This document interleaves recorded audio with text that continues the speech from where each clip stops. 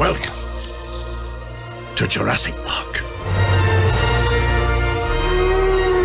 This is one of those movies that everybody has seen. There's nothing that I can possibly say about it that you don't already know. So why am I making this video? Because I just read the book and I think it would be interesting to talk about some of the differences between this and the movie.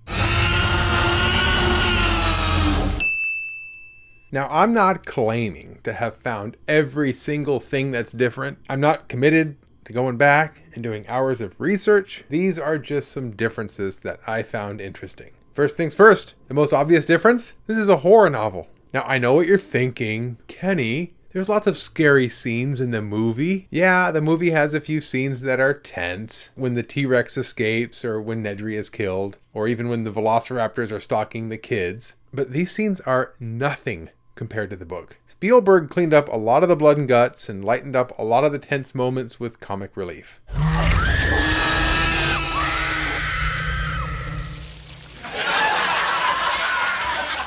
Now, there's nothing wrong with that. I absolutely love the movie. It just has a very different tone. I mean, the movie goes so far as to tell you how the dinosaurs would kill you. The point is, you are alive when they start to eat you. But the book goes into much greater detail. He was lying on his back, his body already torn open by the big claw, and the raptor was jerking its head, tugging at his intestines even though he was still alive, still feebly reaching up with his hands to push the big head away. He was being eaten while he was still alive. Yes, this is grotesque, and it's absolutely unforgiving as far as what it puts the characters through. And before you ask, yes, this includes some gruesome scenes involving children and even infants. So if you can't stomach anything like that, stay away from the book. In addition to the tone, some of the characters were surprisingly different. The biggest change of all the characters was definitely Hammond. In the movie, he's portrayed as a very whimsical and charming old man. He's well-intentioned and, he's actually excited about showing off his park to the world. And if anything, he's a little too optimistic about how the park will be received. He even takes on a fatherly role to his creations. Well, in the book, he's a lot more mean-spirited. He's just such a cutthroat businessman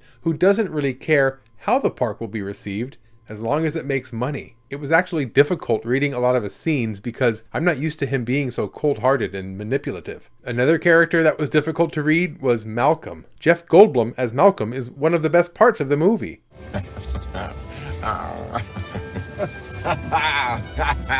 He's such a likable character, and he loves kids. Got any kids? Me? Oh, hell yeah, 3. I love kids. I love kids. I love kids. So much that he's willing to sacrifice himself for their safety. Hey! Get the kids! Get rid of the fire! What a hero. He would absolutely never run away and abandon the kids like that sleazy lawyer.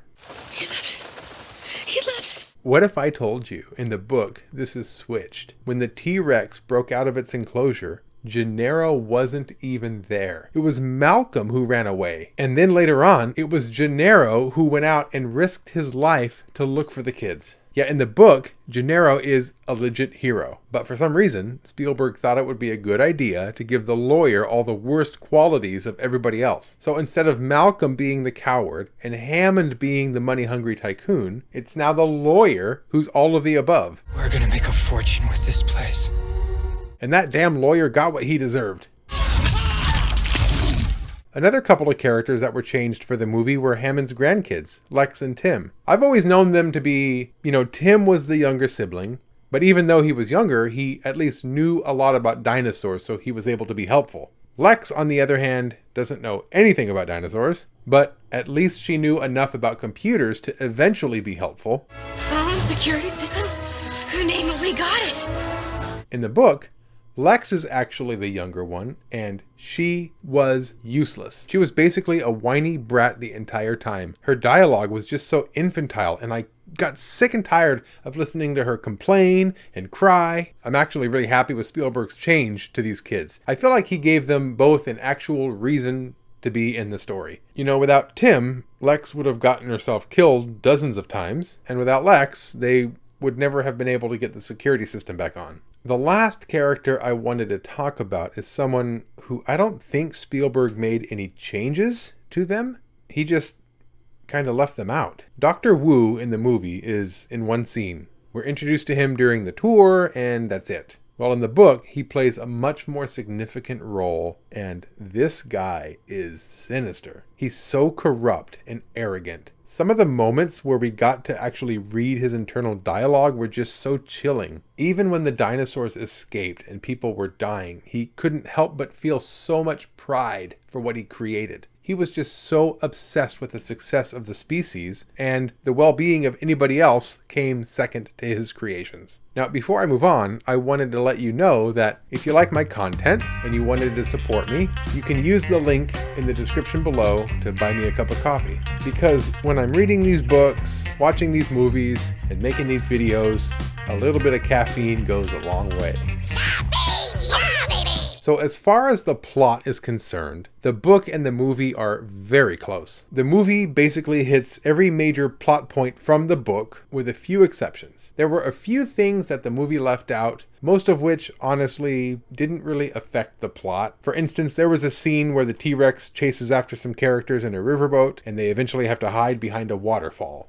There was another scene where some characters ended up in a giant enclosure filled with pterodactyls. You know, scenes like these are fun for action and suspense, but like I said, they don't really have an impact on the plot. There were a lot of changes, though, that took away from what I felt to be crucial elements of the original story. For instance, right after the dinosaurs escaped, Dr. Grant saw some velociraptors loose on a ship that was setting sail. So for the rest of the book, he was in a race against time to get back to the compound to let everybody know what happened before the velociraptors would escape to the mainland. By cutting this piece out of the movie, it took away a lot of the urgency that I felt throughout the rest of the story. I mean, just imagine how much more thrilling a scene like this would be if Grant was also pressed for time. Another significant part of the book that Spielberg left out was the history and practices of InGen, the corporation founded by Hammond. In the movie, InGen is like the backdrop of everything else. It feels like it's just there so the place where everyone works can have a name. Well, as you can imagine,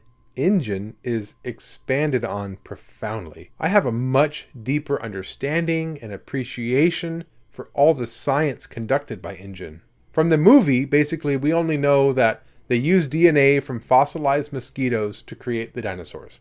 But the book goes into so much more detail, like how they go about filling in the missing portions of DNA. It really is like a guessing game. And when they finally got their recipe right, they had dinosaurs, but they had to figure out what they ate, and where they lived, and what conditions they preferred. The book even went so far as to address how they dealt with dinosaur poop.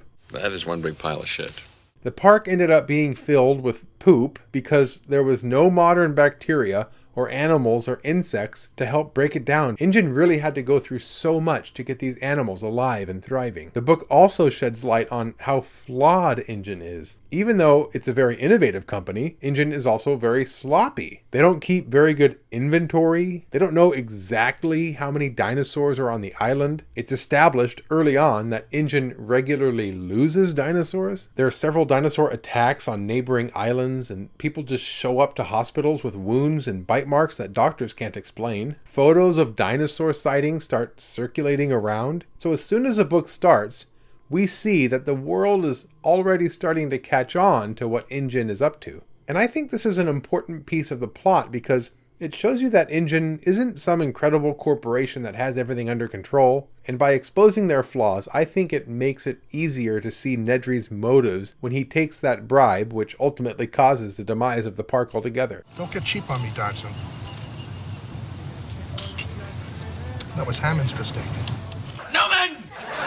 Okay, this is one of my favorite discoveries while reading the book. It's not a significant change to the plot, but it clears up a huge continuity error that drives me crazy. When the T-Rex breaks out of its enclosure, it's clearly at ground level, but when it pushes a car back in, there's a cliff.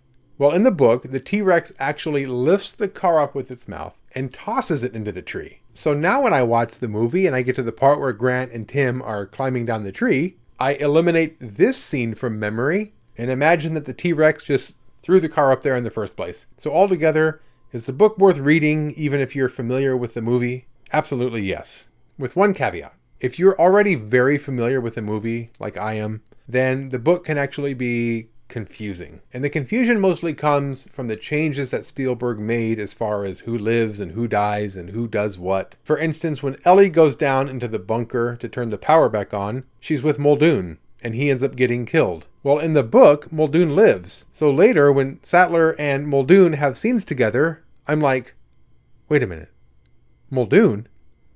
But the power's back on, right? So little things like that kind of threw me off, but again, it's all mostly because I'm just so familiar with the movie. I mean, I've seen it countless times, but no matter how many times I've watched it, I can't get enough of that damn Goldblum laugh.